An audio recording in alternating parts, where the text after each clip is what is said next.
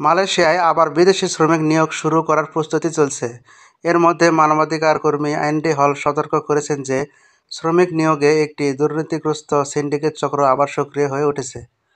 গত বছর অর্থাৎ 2024 সালের মে মাসে মালয়েশিয়ায় বিদেশি শ্রমিক নেওয়া বন্ধ করে দেয়।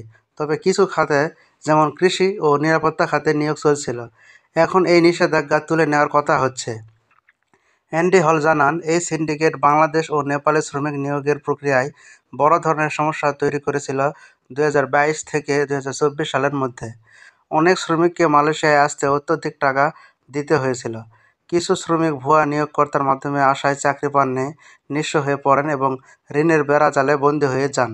2024 সালের শুরুতে জাতিসংঘের কয়েকটি সংস্থা এই ধরনের নির্যাতনের ব্যাপারে উদ্বেগ প্রকাশ করেছিল। অ্যান্ডি হল আরও বলেন, 2021 সালে বাংলাদেশের সঙ্গে করা একটি চুক্তি আবার পর্যালোচনা করা দরকার এবং নেপালের সাথে পুরনো মেয়াদোত্তীর্ণ চুক্তি নতুন করে করতে হবে। তার মতে, নিয়োগ প্রক্রিয়া থেকে দুর্নীতিগ্রস্ত সিন্ডিকেটদের সরিয়ে দিতে সমস্যাযুক্ত শর্তগুলো বাদ দিতে হবে। তিনি অভিযোগ করেন, মালয়েশিয়ার নিয়োগ ব্যবস্থার একটি সফটওয়্যার সিস্টেমে অননুমোদিত লোকের প্রবেশের সুযোগ ছিল।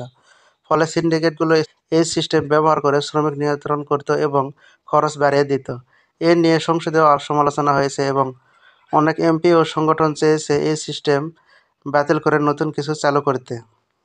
এছাড়া 2024 সালের নভেম্বরে একটি রিপোর্টে বলা হয়, বাংলাদেশ ইন্টারপোলের সাহায্যে মালয়েশিয়ায় থাকা কিছু অপরাধীকে দেশে ফিরিয়ে আনার চেষ্টা করছে, যারা শ্রমিকদের কাছ থেকে জালিয়াতির মাধ্যমে টাকা আদায় করেছে এবং শারীরিক মানসিক নির্যাতন করেছে।